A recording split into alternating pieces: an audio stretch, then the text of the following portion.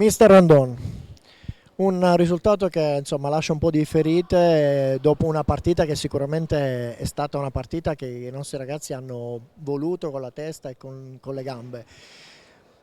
Cosa è successo? Ma diciamo che era alla nostra portata e l'avevamo gestita abbastanza bene fino a metà del secondo tempo.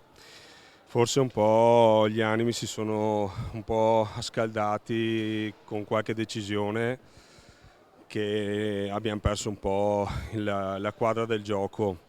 Invece di girare palla eravamo troppo tesi, troppo arrabbiati per alcune decisioni che purtroppo ci fa male perdere una partita così dopo essere stati sempre avanti come avevamo detto e comunque aver cercato di riprenderla un po' da morale.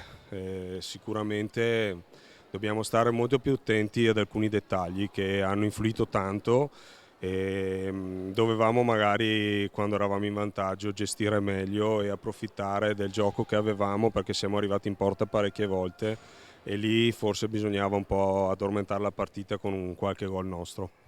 Quindi diciamo più una situazione morale di testa, di concentrazione più che di gioco tecnico.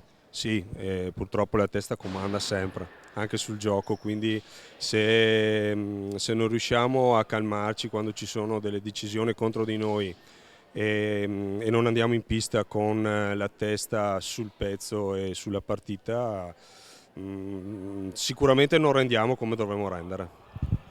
Bene, quindi tutti in allenamento per il Montecchio la prossima settimana fuori casa e speriamo in un risultato più felice. Grazie mister. Grazie, grazie a voi.